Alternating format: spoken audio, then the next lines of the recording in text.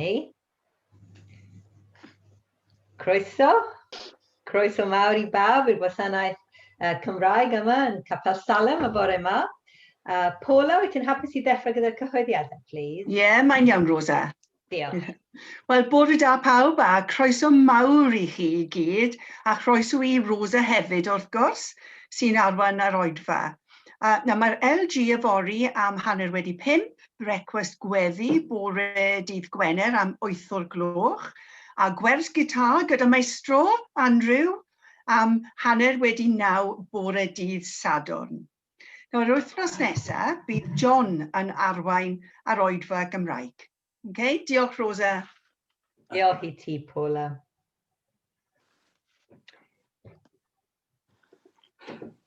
Mae'r salmydd yn dweud, coda dy lygaid. Coda dy lygaid I syllu ar Dduw. Gwranda ar air Dduw. A derbyn heddwch Dduw. Gyda phopeth roedd wedi bod, popeth o'i ti, a phopeth roedd ti'n gobeithio fod. Cynygio dy hun nawr I Dduw, mewn addoliad a moliant. Gweddiwn. O Dduw, dawn ata ti o'r wythnos sydd newydd fynd heibio, gyda'i llwyddiannau a'i siomedigaethau, ei llawenydd a'i thrafferthion. Trwy dy ysbryd glân, helpa ni I ganolbwyntio arna ti yn awr. A gwrando wrth I ti siarad a'n calonnau. Fel y byddwn yn fwy parod I ddwasanaethu di yn yr wythnos sydd I ddod. Amen. Dwi'n mynd I darllen gweddi arall nawr, a bob tro dwi'n mynd I dderbyn I orffen y brawddeg gyda'r geriau ddiw nerthol, a dwi'n gwahoddi chi I ymateb gyda'r geriau rydym yn dy garu. Felly pan dwi'n dweud ddiw nerthol, dy hun ymateb rydym yn dy garu. Ddiw tragweddol, creuwr nefoedd a daear. Mae dy gariad yn codi ein calonnau. Rwy ti'n gwybod faint o ser sydd yn y bydysawd. Yn union fel rwy ti'n gwybod sawl blewen o wallt sydd ar ein pennau ni. Ddiw nerthol, rydym yn dy garu. Rwy ti'n galw'r ser yn ôl ei henwau. Yn union fel rwy ti'n ein galw ni I gyd yn ôl ein henwau ni. Ddiw nerthol, rydym yn dy garu. Rwy ti'n anfon glaw i'r ddaiar I wneud i'r gwelltglas dyfu, ac rwy ti'n darparu bwyd i'r anifeiliaid ar adar. Yn union fel rwy ti'n darparu popeth sydd ei angen arnom yn cynnal ni. Ddiw nerthol, rydym yn dy garu. Rwy ti'n gofalu am y manylion ac yn gweld pob manylun o llun mawr. Yn union fel rwy ti'n gofalu am y manylun lleia yn ein bywydau ni, oherwydd rwy ti'n adnabod y person a creaist bob un ohonom I fod. Ddiw nerthol, rydym yn dy garu. Amen. Down naw at ein gilydd I gannu clodydd ein Diw. Mor hyfryd ac addas yw ei foli. Canwn yn ddiolchgar i'r arglwydd a chreu cerddoriaeth yn Diw. Wrth I ni aros am Gymru I chwarae prynhawn ma. Felly, dyma ni.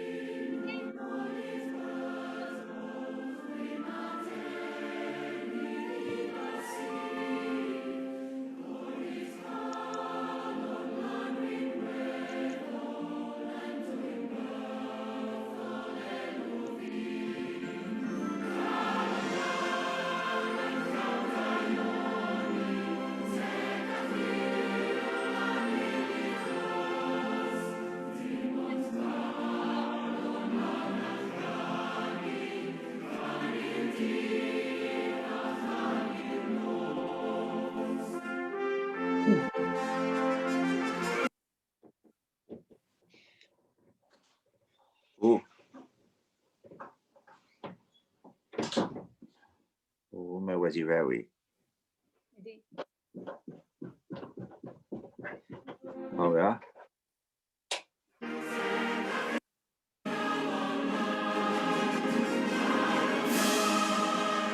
Yeah.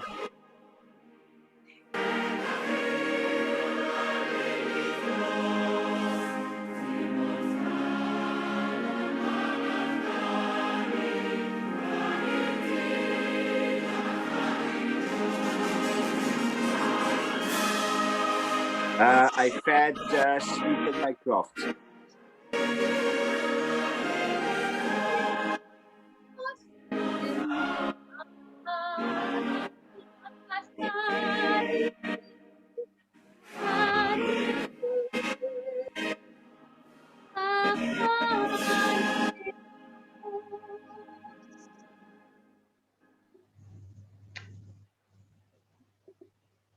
Dyma ni, Paul a mae Mr Hughes yn croeso i ymuno â ni.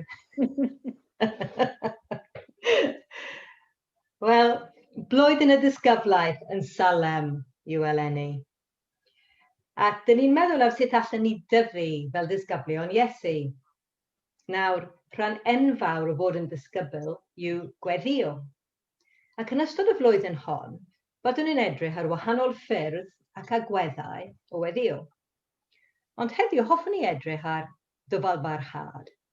So this year, as it's the year of discipleship in Salem, we're going to look at different ways of praying, different aspects of praying. And today I'm going to look at persistence in prayer. Mae'r Bible yn dweud tro ar ôl tro y bod rhaid i ni ddyfalbarhau pan dyn ni'n weddio a gofyn Duw am rhywbeth. But it's not always easy to understand why we need to persevere. Rydym yn gwybod bod Duw yn dad da, ac mae'n ein caru ni gymaint, mwy nag ein rhieni ddaearol. Pam nad ydy e'n ateb ein gweddiau yn syth? Wel, dydw i ddim yn hollol sicr o'r ateb. Dwi'n gallu deall mewn ffordd. Just cyn y dolyg, roedd un o'n ffrindiau yn grac. Mae hi'n fenyw drefnus dros ben, ac roedd hi wedi gorfod ei phlant hi sgwennu ei llythyrau at Sion Corn ym mis Tachwedd. Ac erbyn mis Rhagfyr, roedd hi wedi prynu a lapio pob tegan ar y rhestr. Ond wedyn, trychineb. Gofynodd un o'r plant iddi i sgwennu lythyr newydd at Sion Corn, am ei fod e wedi newid ei feddwl. Efallai, ydy Duw eisiau i ni barhau mewn gweddi, i fod yn sicr taw dyma'r peth ydyn ni eisiau. Neu efallai bod gweddio am rhywbeth am amser hir yn ei newid ni ein hunan. Perhaps God wants us to keep persevering in prayer so we can be sure, and he can be sure that that's what we really want. But also sometimes persevering in prayer changes ourselves. Efallai'n bod ni tyfu mewn ymynedd, we become more patient. Ac yn dod yn fwy gostyngiedig, we become more humble. Efallai'n bod ni'n fwy tebyg i'w wneud rhywbeth ein hunain, i newid y sefyllfa, yn hytrach na dibynnu ar Dduw yn unig i wneud y byd yn well. Perhaps we're more likely to start doing something ourselves to make the world a better place. Dydw i ddim yn sicr o'r ateb, ond dwi yn sicr bod Duw yn ein gofyn i ddyfalbarhau gyda'n gweddiau. Ac mae hyn yn ddigon i fi. Dwi'n amddiried anddo, achos fy mod i wedi profi ei gariad a'i ffyddlondeb. Ond dwi yn gwybod pa mor anodd gallai hi fod i weddio dydd ar ôl dydd am yr un peth heb gael ateb. Dydy hi ddim yn hawdd o gwbl.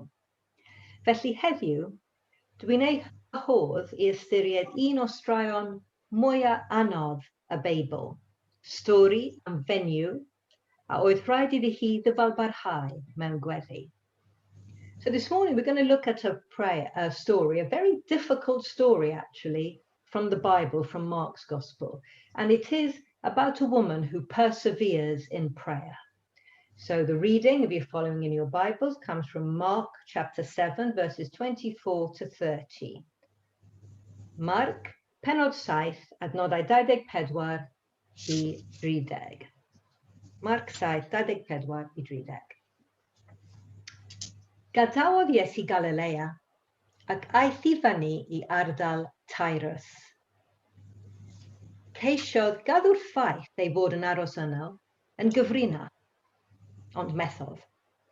Yn wir, yn syth ar ôl clywed ei fod yno, daeth rhyw wraig ato, a syrthio I lawr o'i flaen. Roedd ganddi ferch fach, oedd wedi meddiannu gan ysbryd drwg. Gwraig wedi geni yn Syro-Phoenicia oedd hi, dim Iddewes, ac roedd hi'n pledio ar I Iesu fwrw'r cythrael allan o'i merch. Dywedodd Iesu wrthi, rhaid i'r plant gael bwyta beth maen nhw eisiau gyntaf. Dydy hi ddim yn iawn I bobl daflu bwyd y plant i'r cŵn.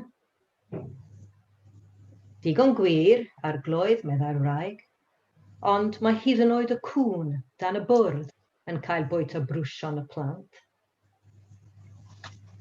Am I ti roi ateb mor dda, meddai Iesu wrthi, cei fynd ad. Mae'r cythrael wedi gadael dy ferch. Felly aeth adre, a dyna lle roedd ei merch yn gorwedd ar ei gwely, a'r cythrael wedi gadael.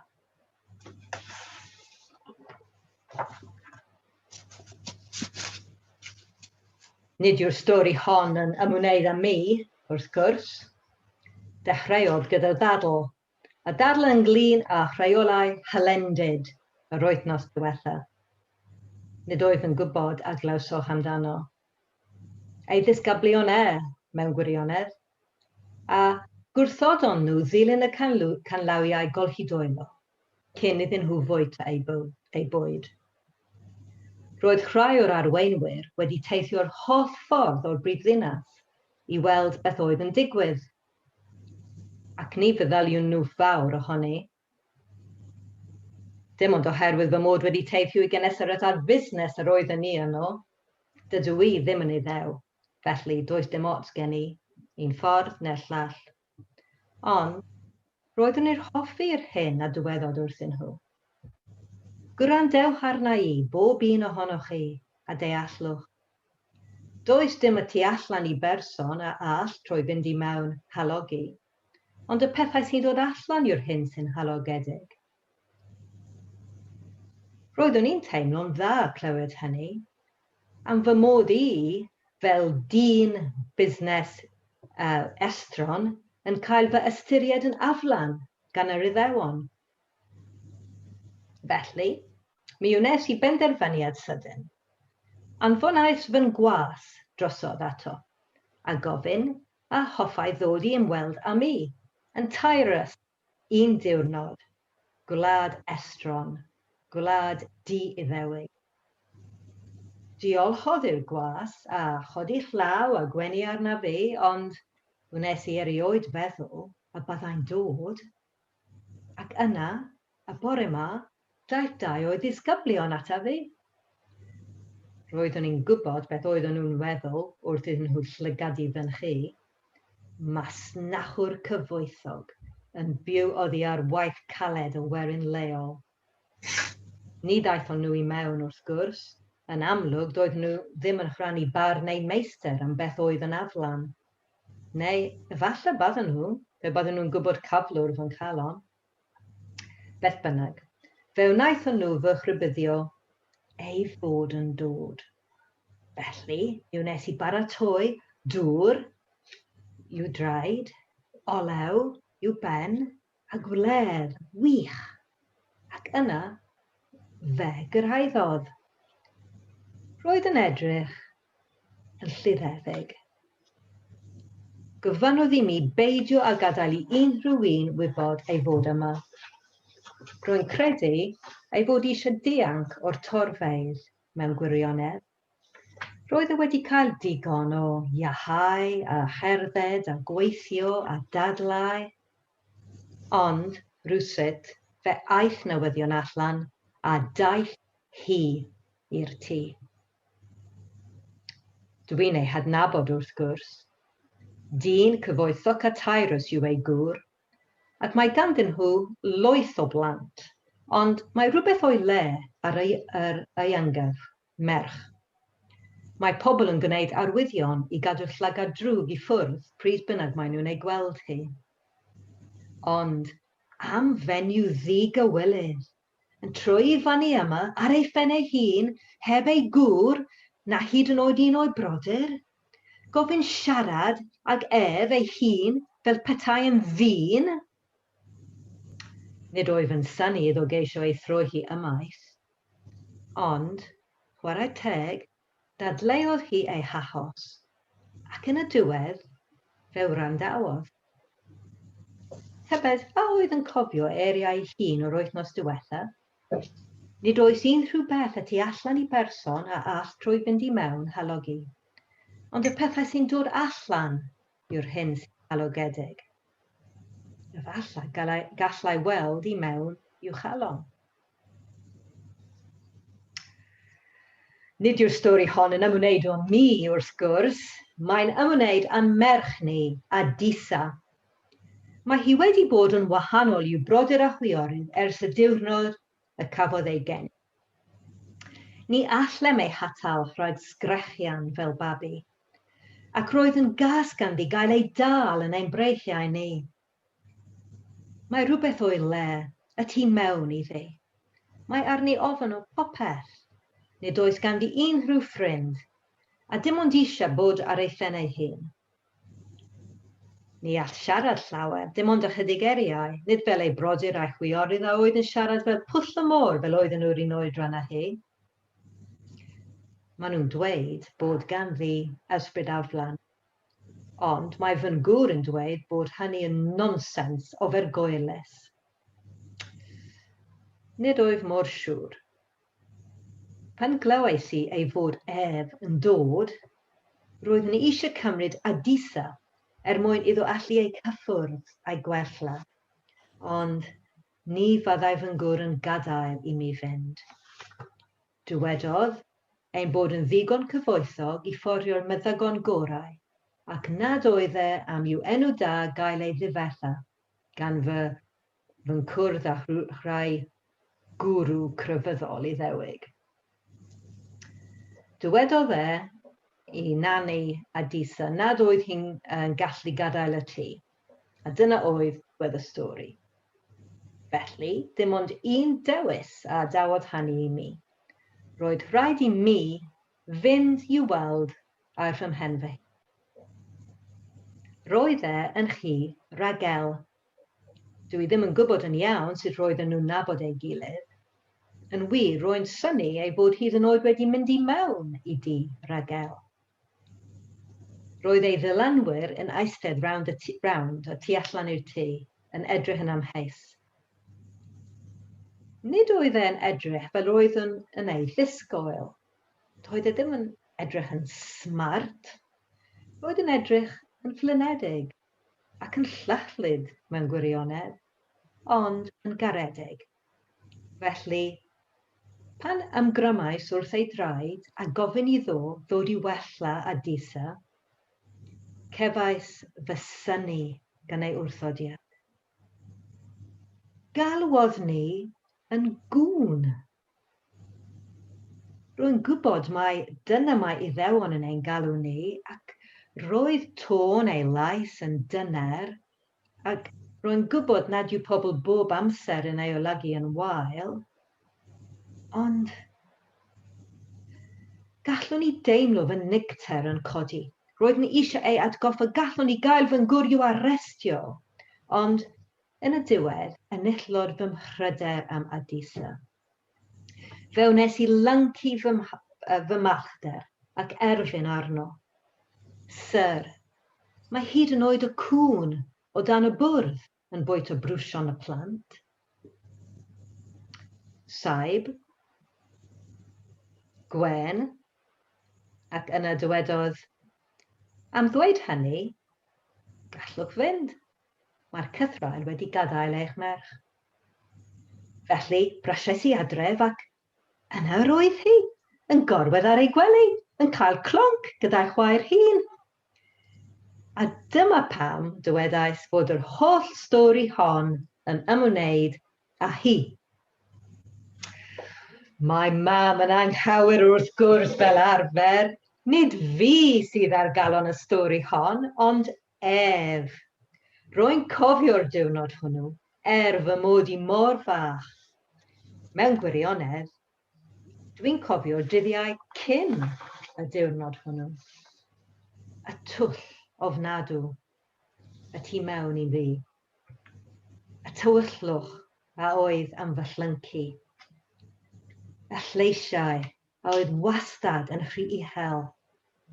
Y breuddwydion dychrynllyd. Y lluniau erhyll yn fy mhen. Rwy'n cofio mam a dad yn dydlau am yr iachawr Iddewig hwnnw.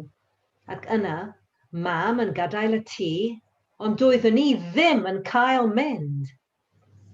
Roeddwn yn cynddeiriog ac yn sgreffian ar fy nanu.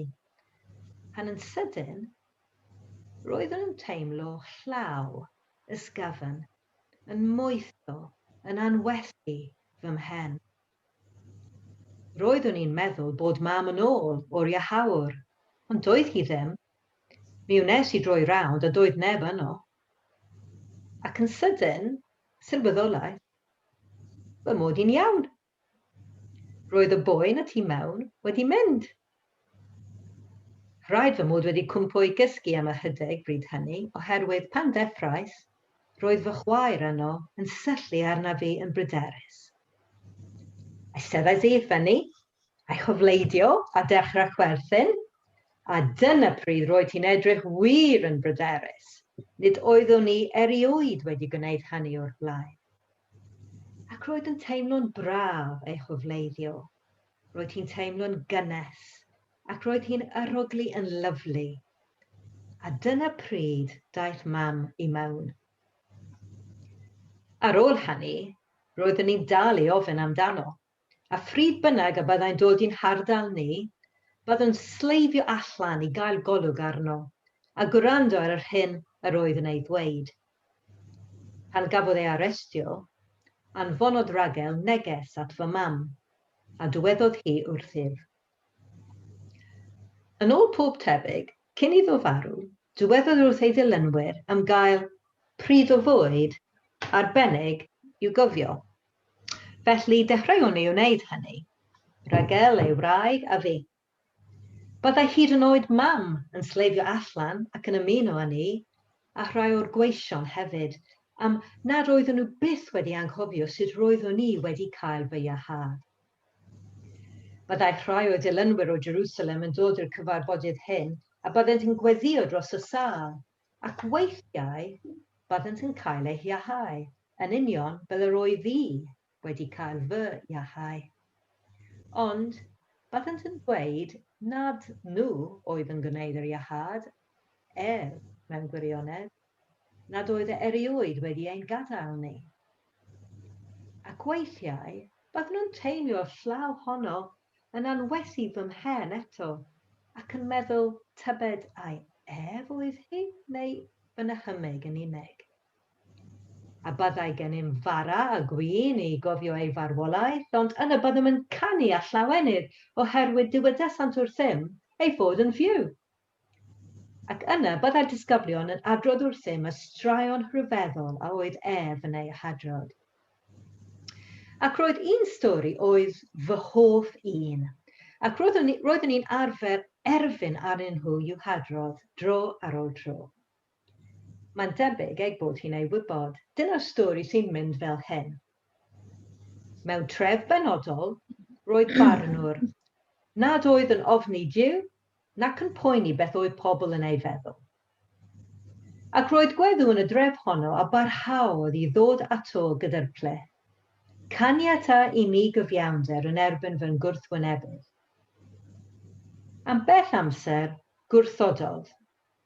Ond, o'r diwedd, dywedodd wrth o'i hun, nad oedd yn ofni Duw nac yn poeni beth mae pobl yn ei feddwl, eto, oherwydd bod y weddw hon yn dal i fy mhoeni, byddaf yn gweld ei bod yn cael cyfiawnder, fel na fydd hi'n dod i ymosod arnaf yn y pen draw.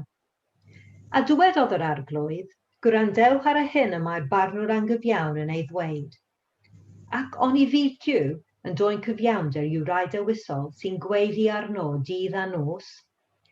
A wnaeth ef ei digaloni, rwy'n dweud wrth eich, bydd yn gweld eu bod nhw'n cael cyfiawnder ac yn gyflym.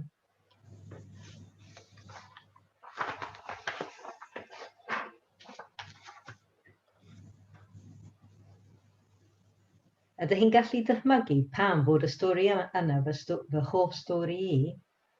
Oherwydd dwi'n meddwl, pan fod Iesu yn adrodd y stori yma, pan roedd e'n sôn am dref benodol, roedd yn meddwl am Tyrus, ein tref ni.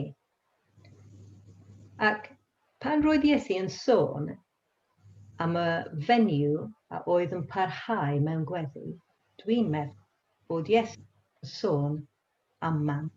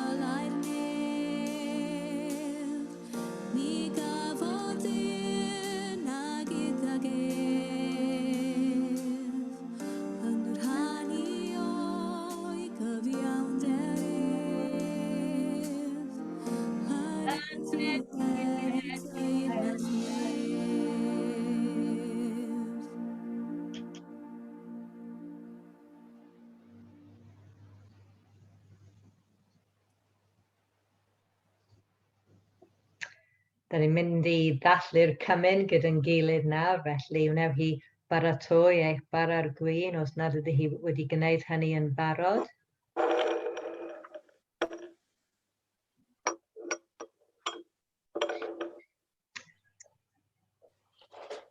Dywedodd Iesu Grist, dewch ata fi, bawb sy'n flinedig ac yn loethog, ac berodd â fi o'r ffwystra i chwi.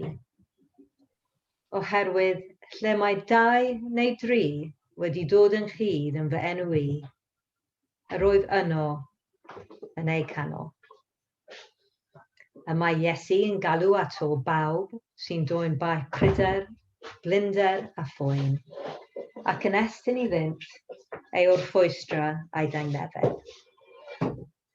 Fel y mae wedi addo, y mae yma yn bresennol yn ein misg ni yn awr, yn ein gwahodd at ei fwrdd, i gymryd bara a gwin cof amdano, i rannu cymundeb ag ef ac a'n gilydd, i gyfrannogi o'r bendithion ysbrydol sydd ganddo ar ein cyfer, ac i dderbyn trigaredd a gras yn gymorth yn ei bryd. Felly, Dew mewn llawenydd a diolchgarwch at fwrdd yr arglwydd. Gweddiwn. Dduw, sanctaidd a graslon. Yr wyt ti wedi addo bod yn bresennol bob amser gyda rhai sydd yn dy geisio. Amlyga dy hun i ni yn awr, wrth i ni ddisgwyl wrthyt.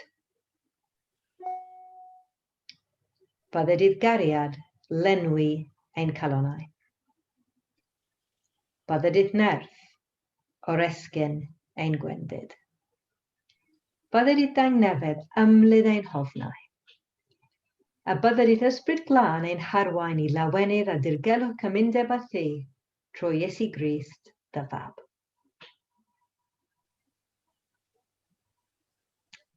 Cyffeswn yn ostingedig i ni behu.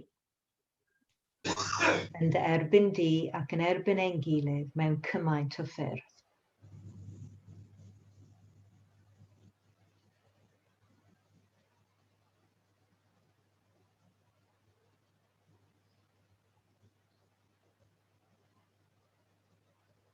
Maddau i ni o dad trigarog, rhyddha ni o'n beau, a chrea galon lan yn om. Yr arglwydd yw fy migael, ni bydd eisiau arnaf. Efe a wnai mi orwedd mewn porfeid gwelltog, efe am tywys gerllaw y dyfroedd tawel, efe a ddychwel fy enaid. Efe am harwain ar hyd llwybrau cyfiawnder mwyn ei enw. Ie, pehrodiwn ar hyd glyn cysgod angau, nid ofnaf niwed. Canis, yr wyt ti gyda mi, dy wialen at ffon am cysurant. Tia arlwy i ford ger fy mron, yn goedd fy'n gwrthwynebwyr. Irais fy mhen a golew, fy ffiol sydd lawn. Daioni a thrigaredd yn ddiau am canlynant, holl ddyddiau fy mywyd, a phrysoeliaf fy hir arglwydd yn drygwyr.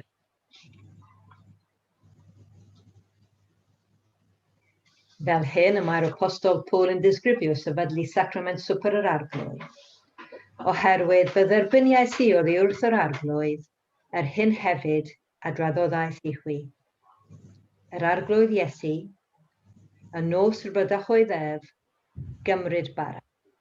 Wnewch chi hefyd cymryd y bara, please. Ac wedi ddoddio fe'i torrodd.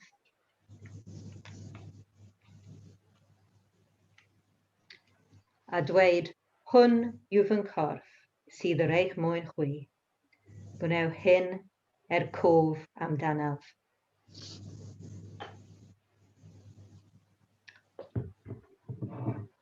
Yr un modd hefyd, fe gymerodd y cwpan ar ôl swper, gan ddweud, y cwpan hwn yw'r cyfamod newydd yn fy ngwaed i. Gwnewch hyn bob tro yr afwch ef cof amdanaf. Oherwydd bob tro y byddwn yn bwyt ar bara hwn ac yn yfed y cwpan hwn, yr ydym yn cyhoeddi marwolaeth yr arglwydd, hyd nes y daw.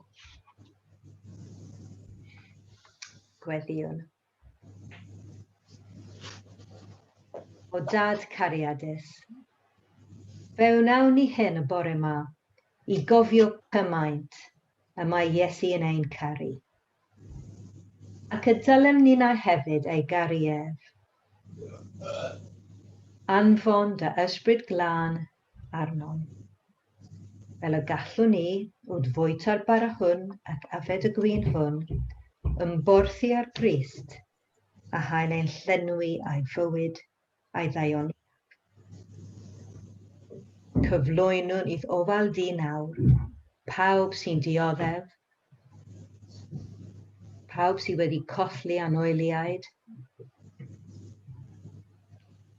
pawb sy'n sâl, neu yn unig, neu mewn poen, neu'n poeni am y dyfodol.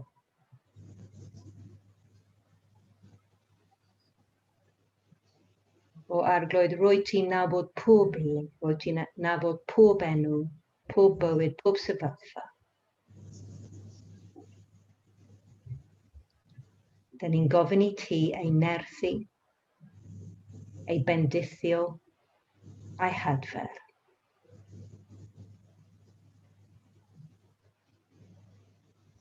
A dyn ni'n gofyn i ti amdano ni ei hunain, i ti ein nerthu, ein bendithio, ac ein hadfer trwy ryn y sacrament sanctaidd hwn.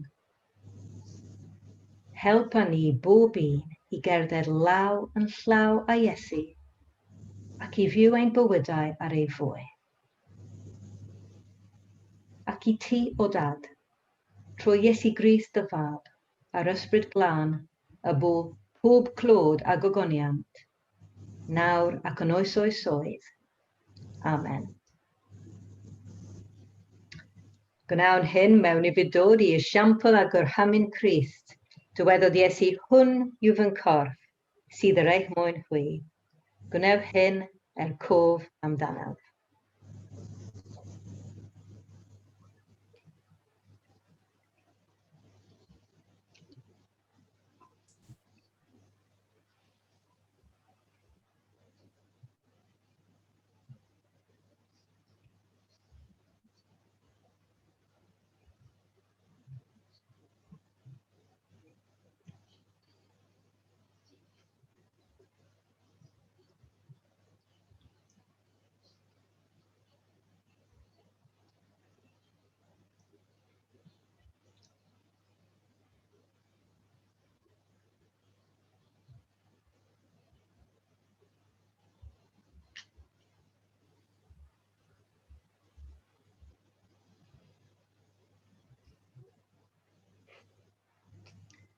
Ac yn yr un modd, cymerwch Iesu'r cwpan a dweud, a cwpan hwn yw'r cyfamod newydd yn fy ngwaed. Gwnewch hyn bob tro yr afwch ef cof amdanaf.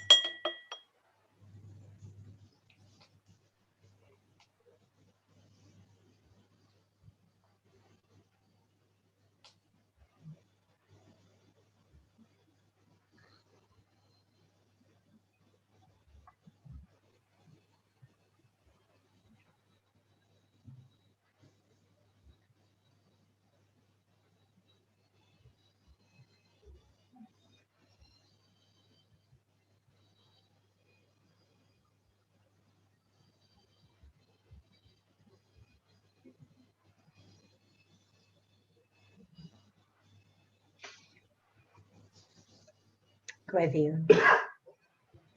Nefol dad, cysurwr y trist ac iahawr y drellliedig, diolch hwn i ti am ein porthi wrth dy fwrdd, a rhoi i ni fywyd anerth. Yffrymwn ein hunain yn aberth bywiol i ti.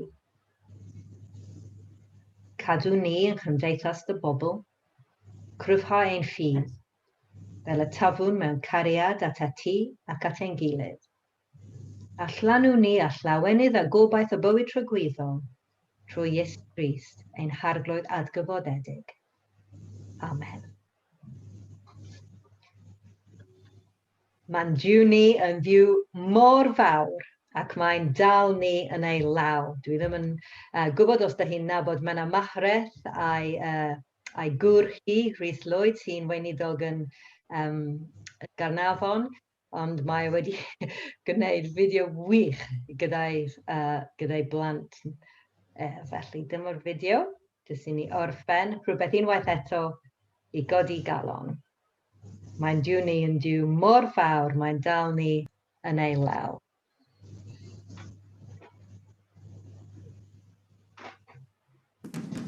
Mae'n diw ni yn ddiw mor fawr, mae'n diw ni yn ddiw mor fawr, mae'n diw ni yn ddiw mor fawr, mae'n dal ni yn ei law.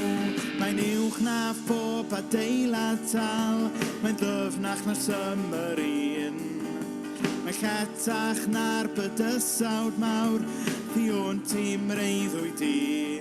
Mae'n fy nabod, mae'n fy ngharu, ers cyn creodd bopeth byw. Mae fendigedig ydi bod yn rhan o gynllun Duw. Mae'n diw ni yn ddiw mor fawr, mae'n diw ni yn ddiw mor fawr, mae'n diw ni yn ddiw mor fawr, mae'n dal ni yn ei law. Mae'n uwch na phob adeilad tal, mae'n ddyfnach na symor un. Mae'n lletach na'r bydysawd mawr, a thi o'n tîm reiddwyd di. Mae'n fy nabod, mae'n fy ngharu, ers yn creodd bopeth byw. Mor fendigedig ydi bod yn rhan o gynllun Duw. Mae'n diw ni yn ddiw mor fawr, mae'n diw ni yn ddiw mor fawr, mae'n diw ni yn ddiw mor fawr, mae'n dal ni yn ei law. O, mae dal ni yn ei law, mae dal ni yn ei law.